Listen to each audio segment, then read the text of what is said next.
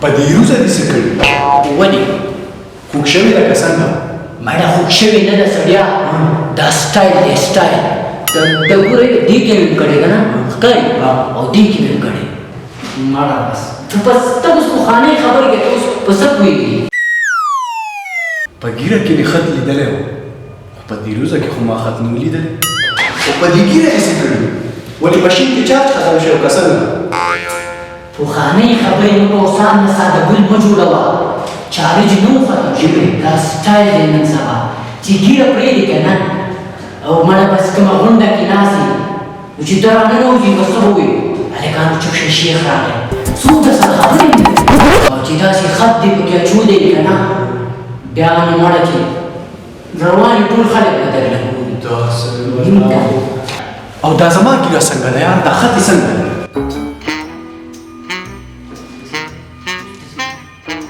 مړه ټوله یې ده غلطه جوړه کړې ده. دا څه ده؟ ګوره دا مچ نه دی، دا باید دا ځای درله کټ کړي او دا نه دی، دا درله پول واخلي که نه پاکې کړي او دا مخ درله ماشین کړي او په دې وریځه کې درته داسې ایکس واچوم که نه او په دې کې درته هغه ټیک نشان واچوم. دومره زبردست به ښکاري که نه چې چارۍ کې روانې که نه ټولې جینکې به درله رخصتي شوه که نه چاته وایه مضبوط به دې زما بیا ته ګوره چې څنګه ښایسته ښکاري. هلو استاد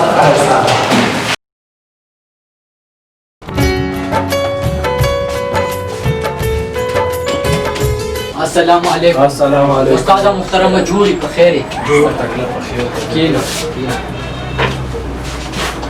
دا نه دی، دا ډېر ټیټ استاد دی.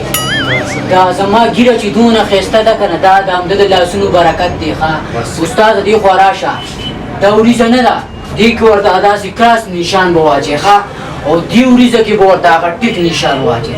دا ځایونه ورته په ماشین ووه او دا مچ ورله جدا کړه چې ښایسته ځوان دې جوړ کړي. بس کښېنه والله. ورور که ته نه خفه کېږه ورور ته زه دفعې راغلی مخکې کار به ورته وکړم بیا به تا ته کار وکړو.